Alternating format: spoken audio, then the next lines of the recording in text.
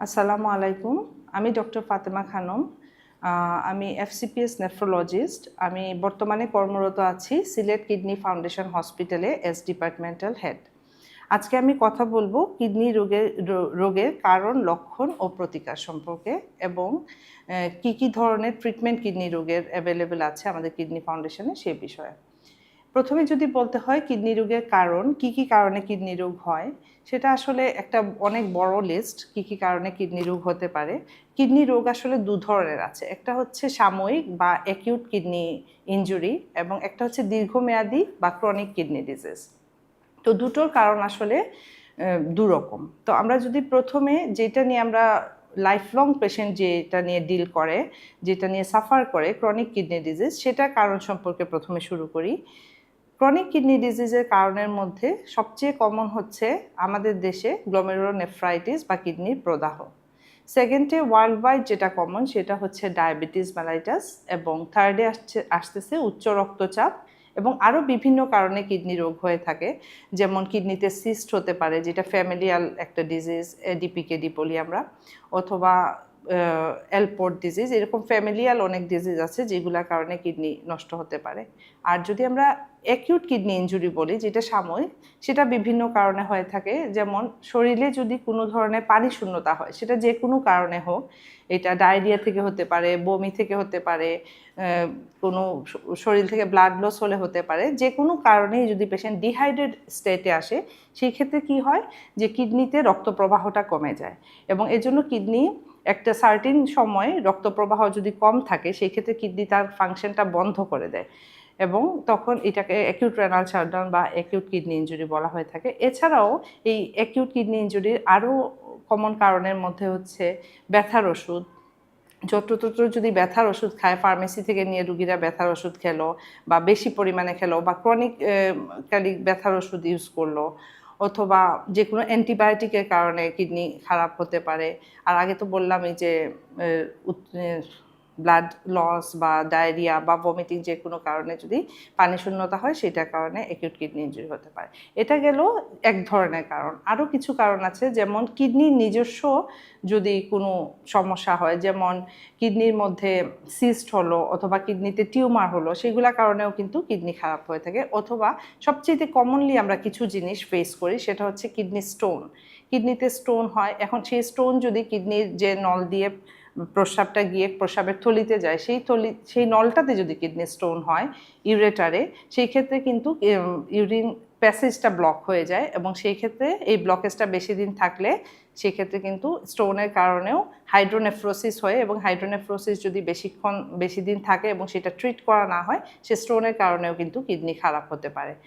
আরও একটা কমন কারণের মধ্যে হচ্ছে পাইলোনেফ্রাইটিস বা কিডনিতে ইনফেকশন, ইউরিন ইনফেকশন, যেটা অনেক সময় অ্যাসেন্ডিং, উপরে আস্তে আস্তে যখন ইনফেকশনটা যদি প্রস্রাবে ইনফেকশন হয় এবং সেটা যদি সময়মতো ট্রিট করা না হয়, সেই ক্ষেত্রে অ্যাসেন্ডিং ইনফেকশন হয়ে যখন কিডনির প্যারেনকাইমাতে ইনফেকশন হয়, সেটাকে আমরা বলি পাইলোনেফ্রাইটিস, এবং সেই পাইলোনেফ্রাইটিস থেকেও কিন্তু অ্যাকিউট কিডনি ইনজুরি হয়ে থাকে। এখন আমরা যাব কিডনি রোগের লক্ষণগুলোর দিকে।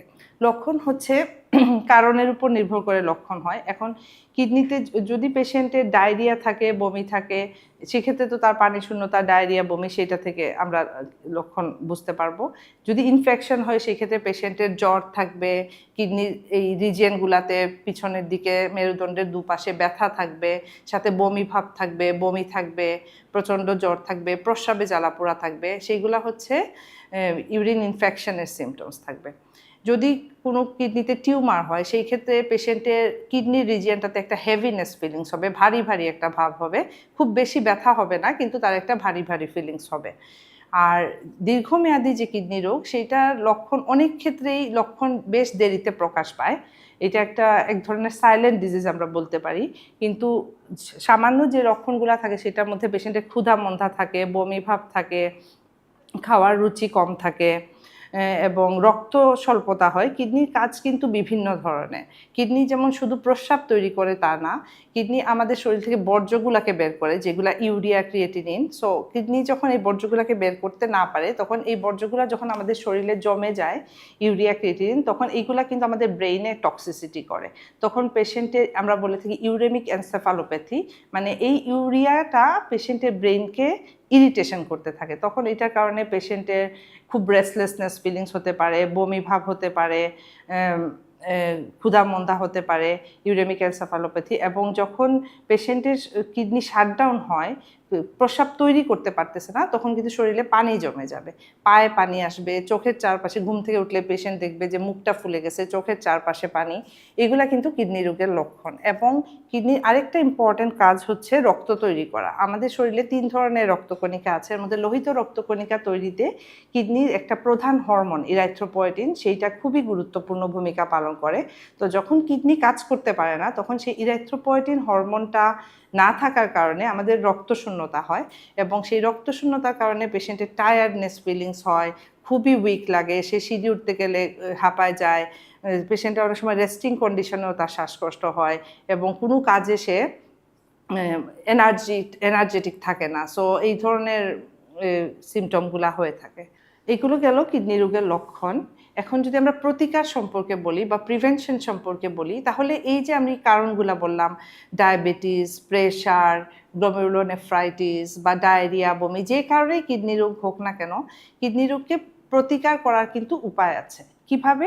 মনে করেন যে গ্লোমেরুলোনেফ্রাইটিস যেটা, সেটা কিন্তু অনেক ক্ষেত্রে, বেশিরভাগ ক্ষেত্রে এটা কারণ কিন্তু অজানা। যেটা অজানা সেটার উপর আমাদের কোনো হাত নেই, কিন্তু কিছু কিছু কারণ গ্লোমেরুলোনেফ্রাইটিসের বা কিডনি প্রদাহের আছে, যেমন ভাইরাল ইনফেকশনের কারণে হয়ে থাকে, অনেক সময় ভ্যাকসিনেশনের পরে হয়ে থাকে, ব্যথার ওষুধের কারণে হয়ে থাকে।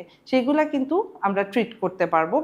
ভাইরাল ইনফেকশন, ধরেন হেপাটাইটিস বি, হেপাটাইটিস ইনফেকশন থাকলে সেইটা যদি আমরা ট্রিট করি, সেইটা গ্লোমেরুলোনেফ্রাইটিসকে প্রিভেন্ট করবে।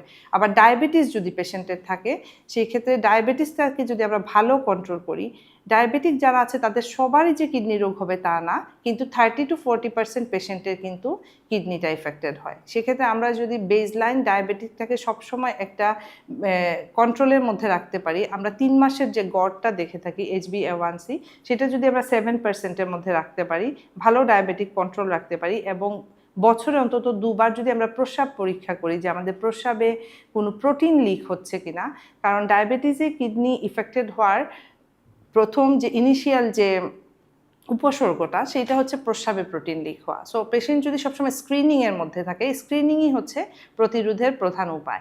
পেশেন্ট যদি মনে করে, আমরা সবসময় মনে করি আমি সুস্থ আছি, আমি কেন যাব টেস্ট করাবো, সেটা না। পেশেন্ট যদি রেগুলার স্ক্রিনিং করে, যে প্রতি 6 মাসে ডায়াবেটিক পেশেন্টরা চেক করলো যে তার প্রস্রাবে কোনো প্রোটিন লিক হচ্ছে কিনা, যেটাকে আমরা ইউরিন এসিআর বা সিম্পল একটা ইউরিন আরএমই টেস্ট যদি ডক্টরের কাছে আসে এবং করায়, সেক্ষেত্রে আমরা যদি ইনিশিয়াল স্টেজে আমরা ধরতে পারি যে প্রোটিন লিক হচ্ছে এবং সেটার পরিমাণ কম, এটা কিন্তু একটা ওষুধ আছে, এবং সেটা দিয়ে কিন্তু সেই প্রোটিন লিকটা আমরা কন্ট্রোল করে রাখতে পারবো। সেই ক্ষেত্রে ডায়াবেটিক কিডনি ডিজিজ আমরা প্রতিরোধ করতে পারবো। একইভাবে ব্লাড প্রেশার যদি ভালো কন্ট্রোল রাখা যায়, সেক্ষেত্রে ব্লাড প্রেশারের কারণে যে কিডনি রোগটা হয় সেটা আমরা কন্ট্রোল করতে পারবো। এবং তার পাশাপাশি পেশেন্ট যখনই অ্যাকিউটলি অসুস্থ হবে, ইনফেকশন হলো, জ্বর হলো, সেটা নিয়ে বাসায় বসে না থেকে, কিডনিতে ব্যথা হচ্ছে, বসে না থেকে পেশেন্ট যদি প্রম্পটলি আসে, ডক্টরের কাছে চিকিৎসা শরণাপন্ন হয়, সময়মতো ওষুধ অ্যান্টিবায়োটিক সেবন করে, সেই ক্ষেত্রে তার ইনফেকশনটা কমে গেলে কিন্তু সে অ্যাকিউট কিডনি ইনজুরির তার চান্সটা কমে যাবে। এবং একইভাবে ডায়রিয়া, বমি, সেগুলাতে যখন পেশেন্ট বাসায় বসে না থেকে ডায়রিয়া হচ্ছে, তার পানি শূন্যতা হয়ে যাচ্ছে না, সে স্যালাইন খাবে, এবং সাথে সাথে যখন 1-2 দিনের মধ্যে উপসর্গটা কমছে না, তখন ডক্টরের কাছে আসবে, পরামর্শ নিবে যাতে তার পানি শূন্যতা না হয়, দরকার হলে তাকে স্যালাইন দেওয়া হবে এইভাবে। বা পেশেন্ট যদি দেখে যে তার ডায়রিয়া, বমি হয়, ডিহাইড্রেশনের, প্রস্রাব বন্ধ হয়ে গেছে, তারপরও বাসায় বসে না থেকে সাথে সাথে ডাক্তারের কাছে যদি আসে এবং প্রম্পট যদি চিকিৎসা শুরু করা যায়, এই অ্যাকিউট কিডনি ইনজুরিকে কিন্তু আমরা প্রিভেন্ট করতে পারবো। আচ্ছা, এখন আমরা বলবো যে কোন পর্যায়ে কিডনি রোগ চলে গেলে আমরা ডায়ালাইসিস করাতে হবে রোগীকে। ডায়ালাইসিস এমন একটা জিনিস, সেটা হচ্ছে কিডনির কাজটা একটা মেশিনের মাধ্যমে করা। ডায়ালাইসিস আবার 2 ধরনের আছে। হেমোডায়ালাইসিস এবং পেরিটোনিয়াল ডায়ালাইসিস। হেমোডায়ালাইসিস হচ্ছে রক্তের ডায়ালাইসিস, যেটা মেশিনের মাধ্যমে করা হয়। আর পেরিটোনিয়াল ডায়ালাইসিস হচ্ছে সেটাতে পেশেন্টকে হাসপাতালে আসতে হয় না, কোনো মেশিনের সাথে পেশেন্টকে সংযুক্ত করতে হয় না। সেক্ষেত্রে একটা ক্যাথেটার পেটে আমরা করে দিলে এবং এটার জন্য পেশেন্টকে ট্রেন করে দিলে স্যালাইন পেটে রাখবে এবং কিছুক্ষণ রেখে, কয়েক ঘন্টা রেখে সেই স্যালাইনটা আবার বের করে ফেলে দিবে। এইভাবে করে পেশেন্ট ট্রেনিং নিয়ে দিনে 2-3 বার এক্সচেঞ্জ করে এই ডায়ালাইসিসটা পেশেন্ট তার বাসায় করতে পারবে। এখন মোস্ট কমন যে ডায়ালাইসিস, হেমোডায়ালাইসিস, যেটা সম্পর্কে আমরা সবাই কম বেশি পরিচিত, সেইটা কোন পর্যায়ে কিডনি রোগ গেলে আমাদের ডায়ালাইসিস দিতে হয় সেটা বলছি। অ্যাকিউট কিডনি ইনজুরির ক্ষেত্রে যদি পেশেন্টের, যে আমি আগে বলেছিলাম যে ইউরেমিক এনসেফালোপ্যাথির সিমটমস যদি থাকে, পেশেন্টের যদি খুবই রেস্টলেস থাকে, পেশেন্টের ইউরেমিক পেরিকার্ডাইটিস হয়, বুকে ব্যথা থাকে, বা পেশেন্টের শরীরে পানি জমে গিয়ে অ্যাকিউট পালমোনারি এডিমা মানে লাংসে পানি এসে পেশেন্টের শ্বাসকষ্ট হয়, অথবা পেশেন্টের যদি ইলেকট্রোলাইট, রক্তে লবণের খুব তারতম্য হয়ে থাকে, পটাশিয়াম লেভেল যদি তার 6-এর উপরে চলে যায় এবং 6-এর উপরে যাওয়ার পরও যখন ওষুধের মাধ্যমে সেটা আমরা কমাতে পারছি না, তখন কিন্তু আমাদেরকে অ্যাকিউট কিডনি ইনজুরিতে ডায়ালাইসিস দিতে হতে পারে। কিন্তু এই অ্যাকিউট কিডনি ইনজুরিতে আমরা যে ডায়ালাইসিস দিই সেটা কিন্তু সারা জীবনের ডায়ালাইসিস না, সেইটা তার সেই সাময়িক তাকে সাপোর্ট দেওয়ার জন্য ডায়ালাইসিস দেওয়া লাগে। অনেকের ক্ষেত্রে দেখা যায় 1টা 2টা 3টা সেশন দিয়ে আমরা কিছুদিন অফ করে দেখতে পারি কিডনি আবার কাজ করা শুরু করলো কিনা, প্রস্রাব আবার তৈরি হচ্ছে কিনা।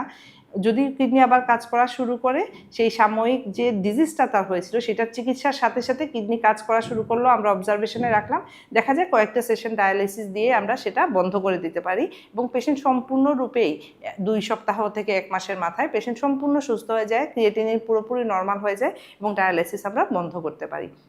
আর দীর্ঘমেয়াদী কিডনি রোগে যে ডায়ালাইসিস, সেইটা সাধারণত পেশেন্টের কিডনির 0.6-এর উপরে 7-8 যখন চলে যায়, পেশেন্টের লাইফের কোয়ালিটি মেনটেন হচ্ছে না, খুবই পুয়ার কোয়ালিটি অফ লাইফ, তার খাওয়া দাওয়া করতে পারছে না, কোনো রুচি নেই, সবসময় বমি বমি ভাব থাকছে বা অস্থিরতা থাকছে, শরীরে পানি থাকছে, শুতে গেলে ঘুমাতে গেলে তার শ্বাসকষ্ট হচ্ছে, উঠে বসে যাওয়া লাগতেছে, এইরকম মানে লাইফের কোয়ালিটি যখন মেনটেন হচ্ছে না, তখন আমরা পেশেন্টকে অ্যাডভাইস করি যে আর্জেন্টলি ডায়ালাইসিস শুরু করার জন্য। আর যাদের শরীরে পানি অতটা না কিন্তু তারপরও ক্রিয়েটিনিনটা ক্রনিক্যালি বেশি থাকে, খাওয়ার রুচি থাকে না, তাদের ক্ষেত্রে আমরা ফিস্টুলা করে রাখতে বলি, যে তার কোনো ইমার্জেন্সি সিচুয়েশন হলে আমরা সেই ফিস্টুলা দিয়ে ডায়ালাইসিস শুরু করতে পারি। এখন ক্রনিক কিডনি ডিজিজ পেশেন্টের ডায়ালাইসিস শুরু হলে সপ্তাহে কয়টি করে ডায়ালাইসিস দেওয়া লাগবে, এইটাও পেশেন্টদের একটা জানার বিষয় এবং পেশেন্টরা জানতে চায়। তো এটা আসলে পেশেন্ট অনুসারে ডিফারেন্ট হয়, ইন্ডিভিজুয়ালাইজড আমরা ডিসিশন নেই। কোনো পেশেন্টের ক্ষেত্রে দেখা যায় যাদের শরীরে খুব বেশি পানি নেই বা খুব বেশি তাদের সিমটম নেই, তাদের ক্ষেত্রে আমরা ইনিশিয়ালি চেষ্টা করি একটা করে ডায়ালাইসিস সপ্তাহে দিয়ে তাকে রাখার জন্য। তার পাশাপাশি তার সাপোর্টিভ ট্রিটমেন্টগুলো চলে, রক্ত তৈরি হওয়ার ইনজেকশন দেওয়া হয়, আয়রন দেওয়া হয়, blood pressure control, diabetes control, এই চিকিৎসাগুলোর পাশাপাশি তার একটা করে ডায়ালাইসিস। যাদেরকে দেখা যায় একটা করে ডায়ালাইসিস দিয়ে তার উপসর্গটা তেমন কন্ট্রোল হয় না, দেখা যায় 3-4 দিন পরেই তার আবার শ্বাসকষ্ট ওঠে, তাদেরকে আমরা 2টো করে ডায়ালাইসিস সপ্তাহে নেওয়ার জন্য বলি। অনেক রোগীর দেখা যায় যে প্রথম থেকেই 3টা করে ডায়ালাইসিস ছাড়া তারা ভালো থাকে না। সো এটা ইন্ডিভিজুয়ালি আমরা ডিসিশন নেই যে কোন রোগীর কয়টা করে ডায়ালাইসিস আমরা দিব। আমাদের কিডনি ফাউন্ডেশনে কিন্তু এই মুহূর্তে আমাদের বেশ ভালো এবং খুবই কার্যকরী একটা ডায়ালাইসিস ইউনিট রানিং আছে। আমাদের টোটাল 40টা ডায়ালাইসিস মেশিন আছে, তার মধ্যে negative hepatitis B C negative machine আমরা 32টা, এবং আমাদের হেপাটাইটিস সি এর 5টা মেশিন এবং হেপাটাইটিস বি এর 2টো মেশিন এখন রানিং আছে, এবং প্রতিদিন আমাদের 90 জন করে পেশেন্ট ডায়ালাইসিস নিচ্ছে। আমাদের খুবই শীঘ্রই আরও 10টা মেশিন যোগ হবে আশা করি, এবং আমাদের ডায়ালাইসিসের ক্যাপাসিটি আরও বিল্ড আপ হবে, এবং আমাদের খুবই ভালো একটা টিম খুব সুন্দরভাবে 2018 সাল থেকে রান করে যাচ্ছে আমাদের ডায়ালাইসিস ইউনিট, এবং ভবিষ্যতে এবং খুবই কম সময়ের মধ্যে ইনশাল্লাহ আমরা কিডনি ফাউন্ডেশনে পেরিটোনিয়াল ডায়ালাইসিস এবং ট্রান্সপ্লান্টও শুরু করার আশাবাদী। তো আপনাদের সবার সহযোগিতা এবং দোয়া আমরা কামনা করি। আপনারা সবাই ভালো থাকবেন। আল্লাহ হাফেজ। এরকম আরও ভিডিও পেতে সিলেটের ডাক মাল্টিমিডিয়ার সাথেই থাকুন।